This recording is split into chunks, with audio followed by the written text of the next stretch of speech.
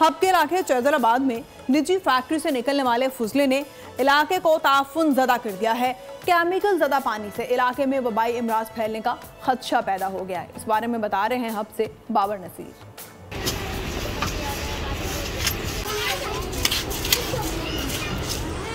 Hub का इलाका चैदराबाद नाले का मंजर पेश करने लगा। निजी फैक्ट्री से निकलने वाले फुजले ने मकीनों की जिंदगी अजीरन बना दी। हर तरफ बदबू, गंदगी के ढेर और गंदे पानी से मकीनों का जीना महाल हो गया।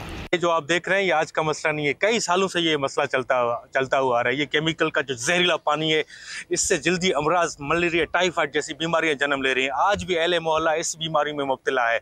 आप देख रहे हैं कि अभी तो ये पानी कुछ भी नहीं जहरीला पानी, जब ये बारिश होती है तो इसका ये जो जहरीला गंदा पानी है लोगों के घरों में चला जाता है। फैक्ट्री के निकासी आप से वबाई अमराज फैलने का खदशा है। शहरियों का कहना है कि कई बार इंतजामिया को शिकायत जमा कराई पर कोई पुरसाने हाल नहीं। चैदराबाद के मकीनों ने आला हुक्काम से मुतालबा किया कि इस देरीना मसले से निजात दिलाने के लिए संजीदा इक़दामात उठाए जाएं। सब्सक्राइब करें और बेल दबाएं ताकि कोई खबर रह न जाए।